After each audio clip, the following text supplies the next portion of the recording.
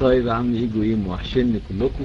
على فكرة انا كنت بخش التوك توك بس ايه يعني ما بقدرش اتكلم خالص. اه رحنا يثرب وبئس المصير. يا سلام. كيشو داخل ويعني ايه بيحبني يا عم انا اول مرة اشوفك وبعدين هقول لك على حاجة يا كيشو، ما تخش التوك توك تقعد شوية الاول، ما تخش الغرفة تقعد شوية مش تطلع على المايك على طول. خد بالك انت لسه جديد انت في المواضيع دي.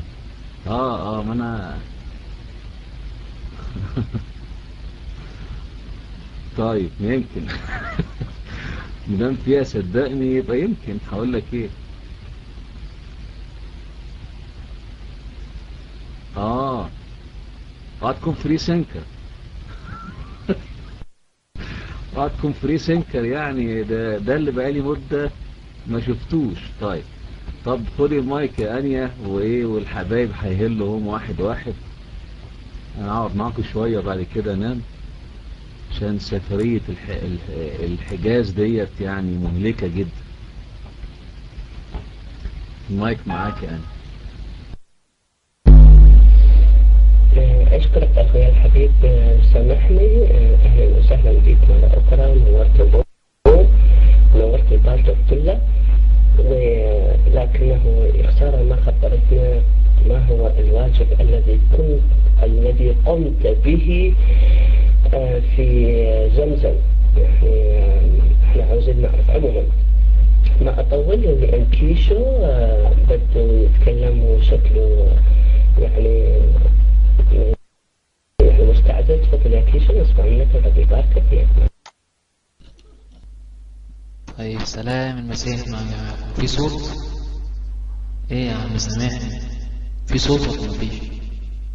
طيب تمام، نشكر ربنا. ايه يا عم نسيتني ولا فاكرني بقى؟ ها، انا عايز كده اشوفك على التكست.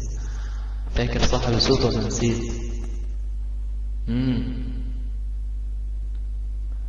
ها يا عم سامحني قلق مني. هو حبيبي يعني. ها سامحني لساني خالص.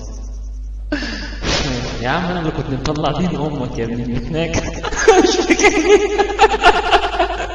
فاكر يسوع لما كان على الصليب مش كان بلبوس؟ حروها اللي صوره ده القرمزي. حلو ام قرمزي. الصوت فشل فشل من عجلك يا ابن الوسخ.